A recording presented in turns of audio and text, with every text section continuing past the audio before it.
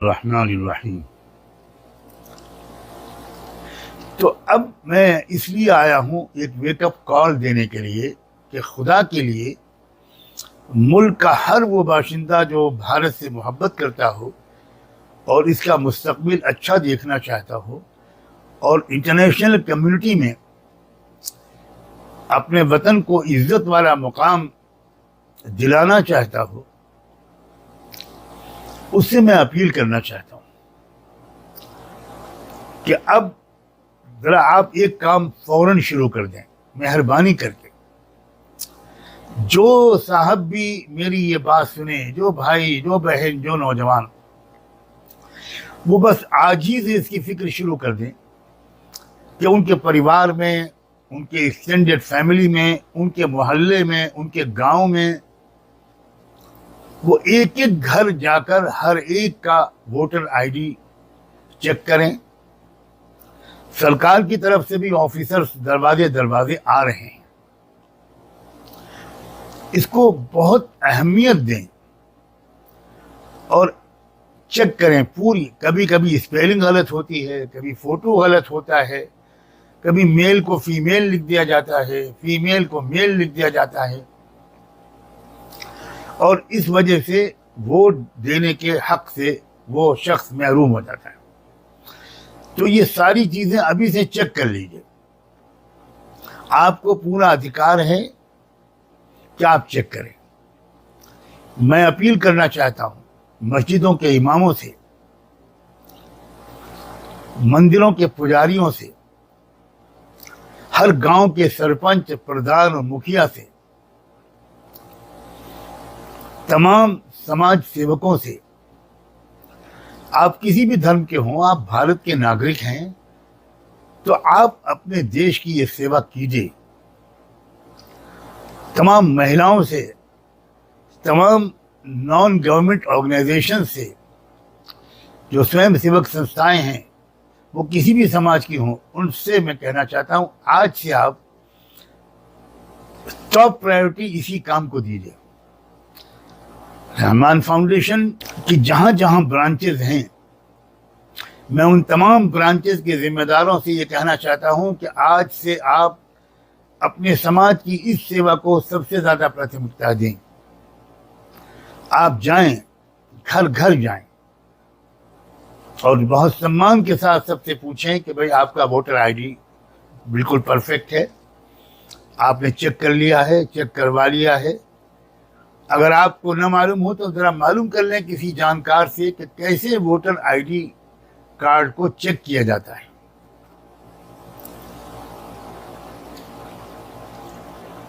सारे लोग, मैं तो कहता हूं मदरसों के जिम्मेदार हजरात,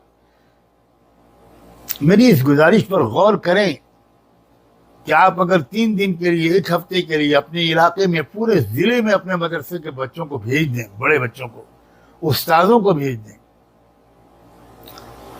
तो ये बहुत बड़ी खिदमत होगी आपकी, मिल्लत की भी और मुल्क की भी।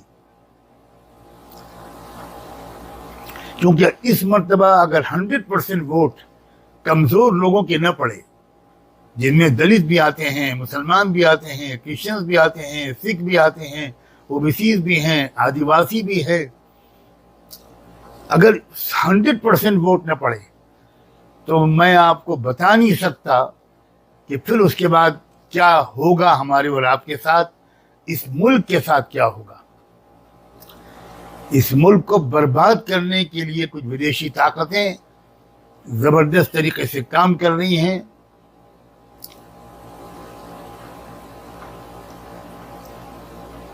एक सलाहियत है हमारे मुल्क में,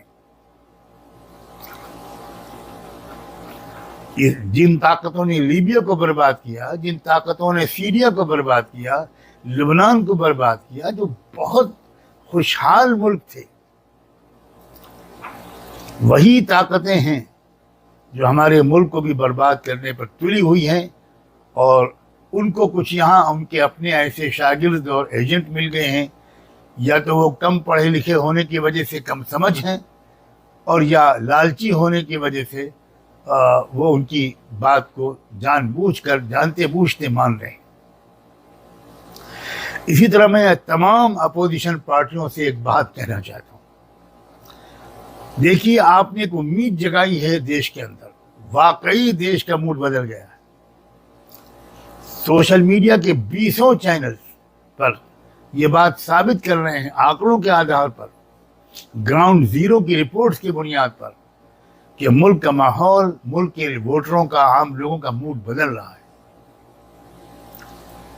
इसलिए अब आपने एक उम्मीद जो जगाई है पटना और बेंगलोर में जमा होकर, और अब आपका जो 3rd एंड फाइनल सेशन होने जा रहा है बॉम्बे में इसी महीने की आखिरी तारीख में, मैं आप तमाम विपक्ष के लोगों से जो इंडिया में शामिल हैं, मैं उनसे ये कहना चाहता हूं कि ये आपके पास एक आखिरी मौका है। इस वक्त अगर आप में से कुछ लोगों ने साथ छोड़ा, बिखर गए और एक मजबूत और यूनाइटेड विपक्ष की हैसियत से सामने ना आए,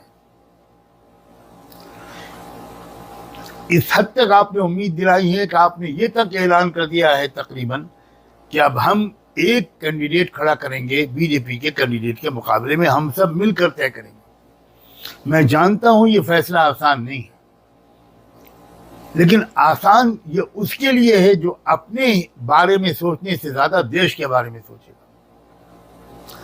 जो अपने ही बारे में सोचेगा, अपनी पार्टी के बारे में सोचेगा, वो ये फैसला नहीं कर पाएगा और बिखर जाएगा। फिर उसके बाद ये जो एक इत्तेहाद बना है, तो आप सब से भी मैं ये बात गुजारिश करना चाहता हूं, आप सब की पूरी रिस्पेक्ट के साथ, कि इस वक्त आप अपने वादों पर खरे उतर जाइए और अपने अपने क्षेत्र में इस वक्त फौरन मेहनत शुरू कीजिए इस बात की कि आपके जो संगठन के लोग हैं वो हजारों लाखों की तादाद में पूरे प्रदेश में फैल जाएं।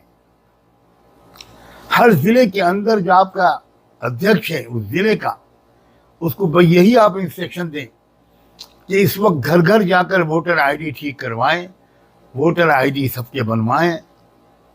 ये काम अगर आपने कर दिया और समाज का ताउन भी आपने लिया और समाज ने भी आपको कोऑपरेट किया, आप ये मत सोचिए कि ये हमारा वोटर है या किसी और का वोटर है। आप तो एक एक घर जाकर आप वोटर आईडी ठीक करवाएं, ट्रेनिंग कैंप्स लगाएं जगह जगह। क्या आइए हम आपको समझाते हैं कि आप अपना वोटर आईडी कैसे चेक करें और कैसे ठीक करवाएं। अगर ये हुआ तो मैं उम्मीद करता हूं कि देश बहुत खतरनाक तबाही की तरफ जाने से बच जाएगा।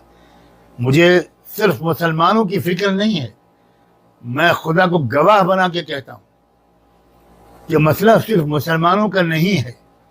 अगर सिर्फ मुसलमानों का होता तब भी बहुत तवज्जो के लायक था।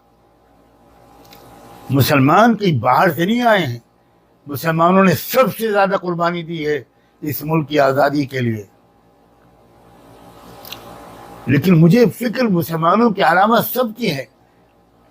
और मैं इस मौके पर फिर मुबारकबाद देता हूं जाट बिरादरी के तमाम लीडरों को, उनके थिंकर्स को, गुर्जर बिरादरी के लोगों को, जो और समाज के लोग हैं जिनको इस वक्त पुकारा गया कि आ जाओ हमारे साथ, और उन्होंने पिछली गलतियों से सबक सीखते हुए और इन लोगों के कैरेक्टर को देखते हुए साफ लफ्जों में इनकार कर दिया। बहुत बड़ी बात है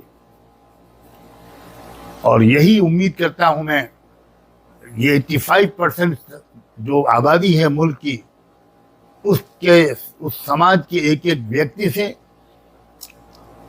एक एक लीडर से, एक एक पढ़े लिखे या बाखबर इंसान से और महिलाओं से, क्योंकि जो अत्याचार महिलाओं के साथ हो रहा है, जो कुछ हो रहा है महिलाओं के साथ, वो जबान पर नहीं आ सकता। मुझे तो मालूम, हिस्ट्री में ऐसा सलूक औरतों के साथ कभी मालूम नहीं है मुझे कि कभी ऐसा भी हुआ हो। मैं उम्मीद करता हूं कि आप मेरी इस रिक्वेस्ट पर ध्यान देंगे। आप सबका बहुत बहुत शुक्रिया। खुदा हाफिज।